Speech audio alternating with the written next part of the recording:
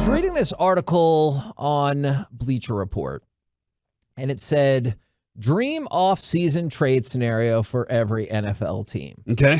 And I thought, I really like the one they have for the Cowboys, but I do not believe that a lot of Cowboys fans would like this. In fact, I think they would be very much against it. I have no clue what this is, so I'm very concerned because you think the Cowboys fans will hate it. So I am concerned they'll hate it. Dallas Cowboys trade up for Bijan Robinson.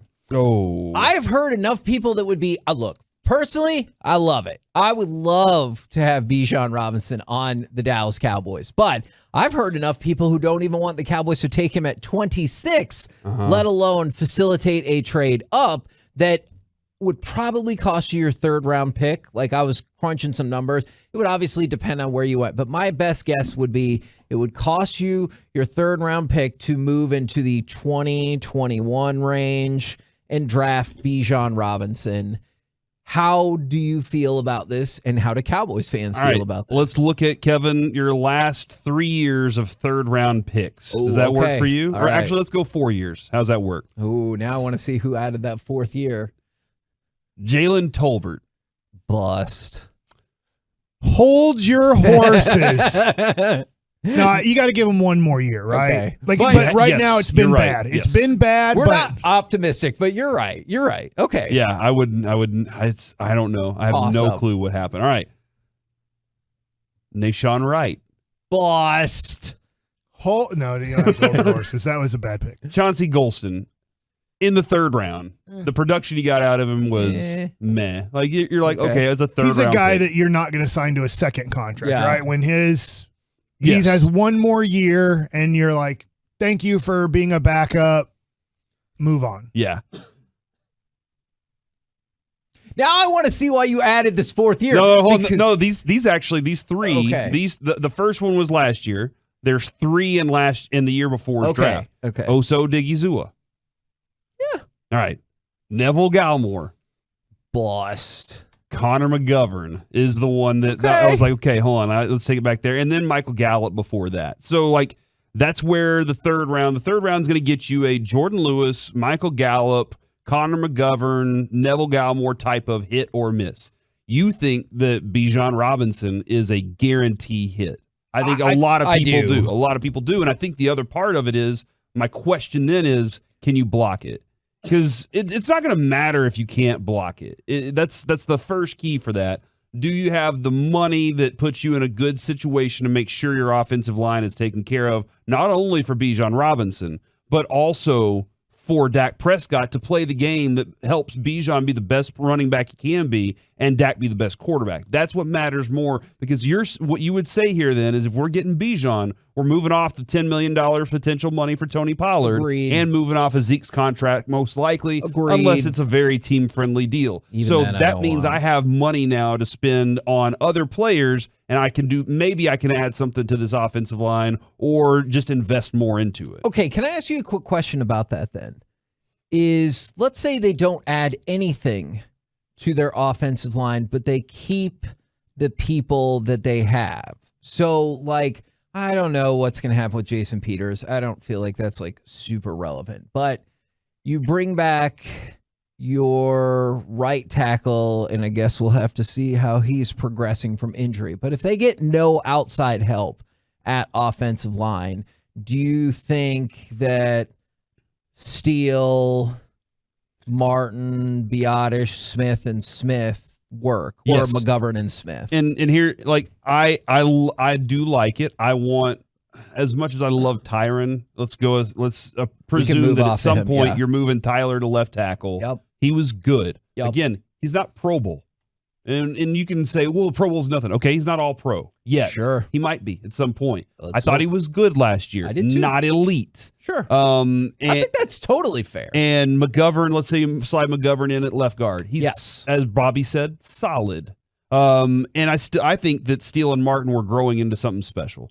Okay. Me too. Now, what's your Are you comfortable in your backup roles anywhere? Would you rather McGovern be a backup role and have a better guard? I think I am to the point where I accept Connor McGovern as your starting left guard just fine. Now, if your question is, I can find you someone better, I am interested in hearing more about that. But as an offensive line, I think that is a perfectly good offensive line with still some room to grow, especially from the center to the left. Yeah. Like, you can obviously see still some younger players there. And that's why I would be interested, because you're still saving some money. Somebody brought this up, and I don't view it like this at all in terms of what they're saying. From the 469, F that. He's Zeke 2.0. Okay. Huh? So let's walk that through just a little bit. Have I heard that? Let me ask. Go ahead. Is you took Zeke at pick number 4, right? And this would be pick number 26, or even if you traded up, 20 or 21. First of all, I think that's a world of difference. And second of all, everyone turned on Zeke when we gave him the preposterous second contract. Now, if we're in a world where you're like, hold on, are you telling me we're going to draft a running back in the first round and we're just going to use him up and move off of him? I could see how that's probably difficult for some people to wrap their heads around. But keep in mind, you could keep that player for 7 years, no problem, without a contract extension, because you have the 5th-year rookie option, and then you can franchise for 2 years. So you could keep Bijan Robinson for the life of his usability without having to put him in a dumb second contract. That is what really sunk the Cowboys with Zeke. So I'm just saying, from a monetary standpoint, I don't think that should have people out on Bijan Robinson. One of the little whispers we did hear about Zeke before he came out was that there were some some party situations, like that we were hearing that he did like is it Bosa's mom came in and said, you got to move out, you can't roommate with this guy anymore. It was one of those things, and there was some, and that did play out.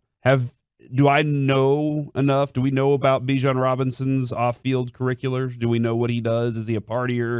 Is he committed 100%? I think the fact that you don't know is good. In the third, I know I don't want to get too deep in this, but in the third round, right around the Cowboys pick, is Zach Evans, running back Ole Miss. Now, how do I know who Zach Evans is? I know him because he was supposed to play against Duncanville High School in the state championship game, and Galena Park North Shore kicked him off the team and said, you're off this team. You're such an issue and a problem. We love you, but you're such an issue, and we've had to suspend him before in high school, that you're not even going to play. We would rather lose the state championship than have you on the team for what you've done. Now, I don't know everything he did, but I just texted Broadus. I said, is Zach Evans the kid for Ole Miss? Has he cleaned up his attitude after going to TCU, then transferring to Ole Miss, or is he still an issue? Because to your point, if you draft a Zach Evans from Galena Park North Shore / Ole Miss, and he's a whatever you want to call him, then you run into major issues. Now, third round's a little bit different than 26th overall pick, than 4th overall pick. But I do know that there is a running back that is considered a solution to the Dallas Cowboys that had major issues in high school. And Kevin, for that purpose, and somebody from the 214 said Zach Evans is still a headache still.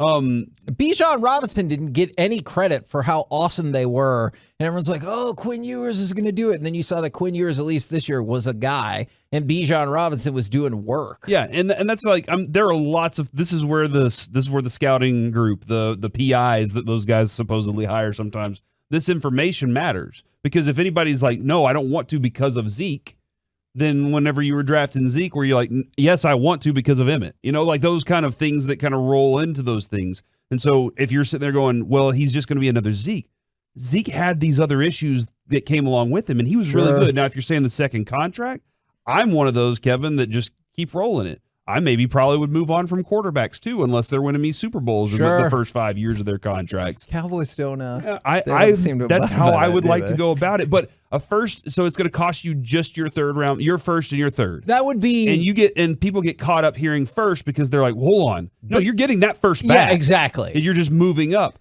I'm not a huge fan of doing it for a running back.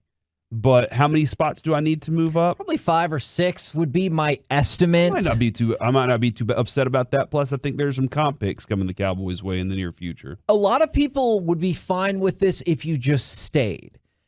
So they're not. I'm not trading up for a running back. Okay. If he falls to me, then you're good. Great. I have no problem with Bijan Robinson, but if I'm not trading extra. And that's where I see it a lot on here is I would take Bijan Robinson from the 214. If he falls to us, okay, fine, but do not trade up for him from the 469. I don't want to trade up for him, but I would be happy if he was there at 26. And I still think that's probably where I fall. So I found it interesting that this was described as a dream scenario for the Cowboys, because I think a lot of Cowboys fans would not be in that spot. I think they would be more with Mike, because they're like, for a running back? Like, we gave up our third round pick for a running back when we still might need help at linebacker, depending on how all that goes. Wide receiver, cornerback, maybe offensive line. Like, you don't look at this team and you go, we're good. Man, I lost it somewhere in there. Y'all, there it is from the 469. Y'all must not have seen him play against TCU. He did nothing. 12 carries for 29 yards. And granted, the week before, Kevin, he had 243 yards on 25 carries and 4 touchdowns against Kansas. Sure. And then against Alabama, he had 21 carries for 57 yards and a touchdown.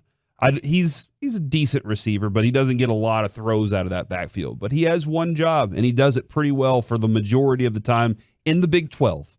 And I think that from what I watched, when I watched him run the football, I was very impressed and very happy with what I saw out of his vision and his power that came along with it. I also think it's interesting that you would, not you, but that person would highlight one game where he did not do well. And by the way, do you know how many offensive points that Texas scored in that game? 0. So, what? Or actually 3, excuse me, no offensive touchdowns. They scored 3 offensive points, I do believe. I agree. That was not a good game for him, but that does not discount the rest of the buildup of the 3 years that he had. The following week after that, he went 30 touches for 209 yards.